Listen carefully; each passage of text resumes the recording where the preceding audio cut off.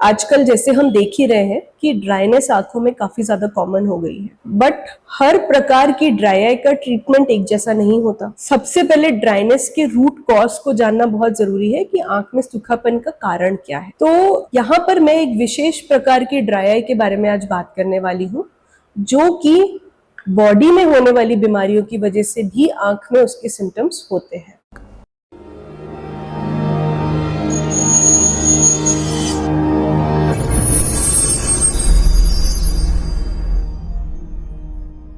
नमस्ते, मैं हूं डॉक्टर तृषा अग्रवाल और आप देख रहे हैं आई हेल्थ फॉर यू। और आज हम बात करेंगे कुछ ऐसी बीमारियां, शरीर की ऐसी बीमारियां जिनका असर आंखों पे भी हो सकता है और उनकी वजह से आंखों में सूखापन आ सकता है। आजकल ऑटो इम्यून डिजीजेस जो है हम देख रहे हैं कि काफी ज्यादा लोगों में हो रही हैं। ऑटो इम्यून डिजीजेस एक प्रकार की डिजीज ऐसी होती है जो कोई इन्फेक्शन नहीं होता है, उसमें शरीर का जो रोगों से लड़ने का जो सिस्टम होता है, जिसको इम्यून सिस्टम बोलते हैं, वो ही अपनी बॉडी के कुछ स्पेसिफिक सेल्स को टारगेट करके डैमेज कर देता है। और इसमें जो most common auto immune diseases देखी जाती है वो है rheumatoid arthritis, Sjogren syndrome, lupus, systemic lupus, erythematosus और डायबिटीज, थायराइड।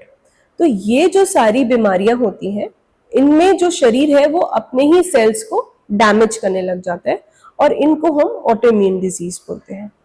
मोस्ट कॉमन जो एक प्रॉब्लम होती है वो है गठिया बाय या रूमेटॉइड आर्थराइटिस की।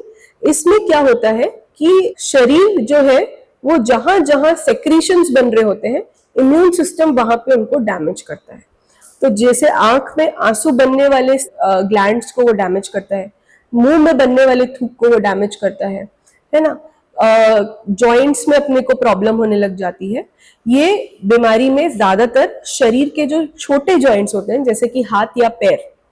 सो इसका क्लासिकल सिम्टम ये होता है कि मॉर्निंग में जब आप उठते हैं तो हाथ या पैर के छोटे जॉइंट्स में अकड़न होने लग जाती है, जो कि 15 से 20 मिनट रहती है और आधे घंटे के बाद वो अपने आप ठीक हो जाती है। तो ये बहुत ही क्लासिकल सिम्टम होते हैं गठिया बाय या रूमेटॉइड आर्थराइटिस का।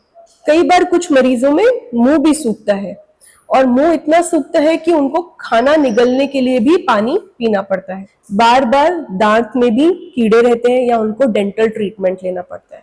इसका भी यही कारण है कि उनके मुंह में लार या सलाइवा कम बनता है और वही सेम चीज आंख में भी हो रही है और इसलिए आईज की भी ड्राइनेस है और माउथ को भी ड्राइनेस है।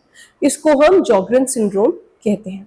कई बार मैं ऐसे मरीजों को देखती हूँ जो मेरे पास आते हैं जिनको ये सारी बीमारियां होती हैं और वो मुझे बताते ही नहीं है कि वो इन सब बीमारियों से ग्रसित है, कि उनको थायराइड है, शुगर है या फिर रूमेटॉइड आर्थराइटिस है। और ये सबसे बड़ा एक मिथ है कि ये हमारी आंखों को प्रभाव नहीं कर सकते, बट ऐसा नहीं है। ये पूरे शरीर की बीमारी है और इनका आंखों पे भी काफी असर होता है। कई बार इन बीमारियों में ऐसा भी होता है कि हमें गठिया रोग है और हमारे हाथ पैर के जोड़ों में अभी दर्द ठीक हो गया है, तो हमको लग रहा है कि अभी गठिया बाय कंट्रोल में है, लेकिन आंखों में सूखापन बढ़ गया है। तो जरूरी नहीं है कि गठिया रोग सिर्फ जॉइंट्स को करे, वो अलग अलग समय पे शरीर के अलग अलग हिस्सों को टारगेट करता है। कभी जॉइंट्स की प्रॉब्लम बढ़ेगी, कभी आंखों की प्रॉब्लम बढ़ेगी, है ना। तो सबसे पहले हमको ये समझना जरूरी है कि जब भी आप अपने डॉक्टर को दिखाने जाएं तो उसको ये जरूर बताएं कि आप और किन किन चीजों के लिए दवाई ले रहे हैं या फिर शरीर में और कोई प्रॉब्लम तो आपको नहीं है।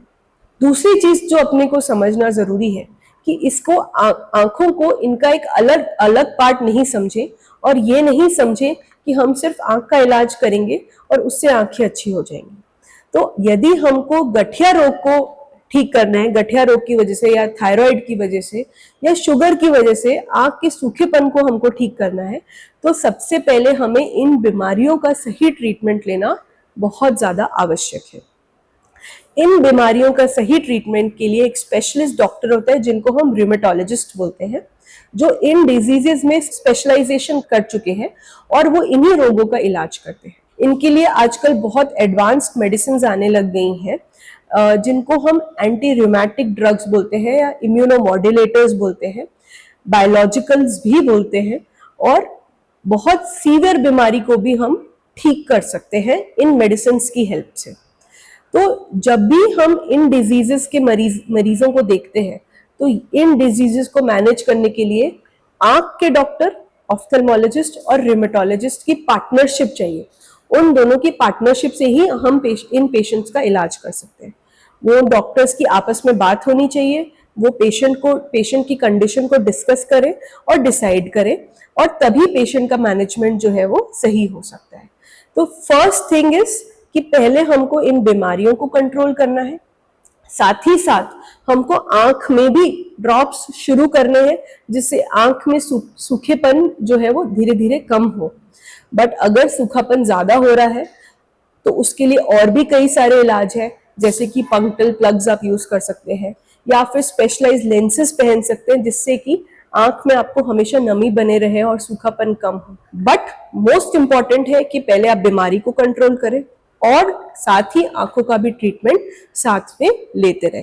तो इनमें से यदि आपको कोई भी सिम्टम्स हो रहे हैं, गला सूख रहा है, मुंह सूख रहा है, हाथ पैर के जोड़ों में अकड़न है, पीठ में दर्द है, थायराइड की प्रॉब्लम है, शुगर कंट्रोल नहीं है, तो ये, या फिर यहाँ पे आपको एक बटरफ्लाई रैश जिसको कहते हैं वो है, या बॉडी में और कोई भी इश्यू है, तो हमेशा अपने डॉक्टर से इसके बारे में संपर्क करें, उनके साथ डिस्कस करें और एक अच्छे रूमेटोलॉजिस्ट के साथ मिलकर अपने आई डॉक्टर से इसका ट्रीटमेंट कराएं।